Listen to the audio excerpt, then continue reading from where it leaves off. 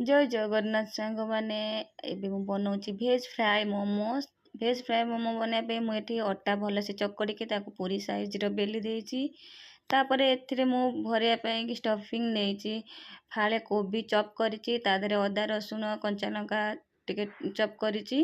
ତା ଦେହରେ ମୁଁ ପକେଇଛି କାଲି ମିର୍ଚି ପାଉଡ଼ର, ଲଙ୍କା ଗୁଣ୍ଡି, ଲୁଣ ଯେତିକି ଦରକାର ସେତିକି ହିସାବରେ ପକେଇଛି। ତାପରେ ଅଳ୍ପ ସୋୟା ସସ୍ ଦେଇକି ତାକୁ ମୁଁ ଭଲସେ ମିକ୍ସ କରିଦେଇଥିଲି।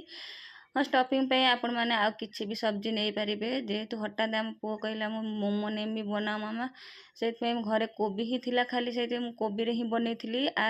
କୋବି ସାଙ୍ଗରେ ବି ଆମେ ଗାଜର ନେଇପାରିବା, ତାପରେ କ୍ୟାପ୍ସିକମ୍ ନେଇପାରିବା। ତା ସାଙ୍ଗରେ ସେଥିରେ ମୁଁ ବିମ୍ସ କିଛି ବି ଭଲ ସବଜି ତାକୁ ଚପ୍ କରି ନେଇପାରିବା। ବହୁତ ଟେଷ୍ଟି ଲାଗିବ ମିକ୍ସ କରିକି ନେଲେ।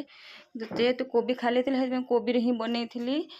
ତାପରେ ମୁଁ ଆକୁ ଷ୍ଟଫିଂ ଭରି ଦେଇକି ଭଲ ଏଇଭଳିଆ ଡିଜାଇନରେ ମୁଁ ତାକୁ ବନେଇଥିଲି। ତାପରେ ତାକୁ ମୁଁ ଫ୍ରାଏ କରିଦେଇଥିଲି।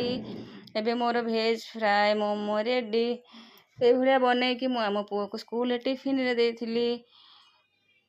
ସାଙ୍ଗମାନେ ଏମିତି ଥରେ ହିଁ ବନେଇକି ଖାଆନ୍ତୁ, ଦେଖିବେ ବହୁତ ଟେଷ୍ଟି ଲାଗିବ। ଛୁଆଙ୍କୁ ବି ସ୍କୁଲକୁ ଦେବା ପାଇଁ ବହୁତ ଭଲ ଲାଗିବ ତାଙ୍କୁ। ଆଉ ସେମାନେ ଭଲସେ ଖାଇଦେବେ ଟିଫିନ୍। ଦେଖନ୍ତୁ ମୁଁ ଏଠି ମୋମୋ ସାଙ୍ଗରେ ଦେଇଛି କିଛି ଡାଳିମ୍ବ, ତାପରେ ମୁଁ ଗୋଟେ ମିଠା ଘରେ ଥିଲା ଦେଇଦେଇଥିଲି। କେମିତି ଲାଗିଲା ମୋ ଭିଡ଼ିଓଟି? ଭଲ ଲାଗିଲେ ଲାଇକ୍, ସେୟାର, ସବସ୍କ୍ରାଇବ୍ କରିଦେବେ। ରହୁଛି, ବାଏ ବାଏ।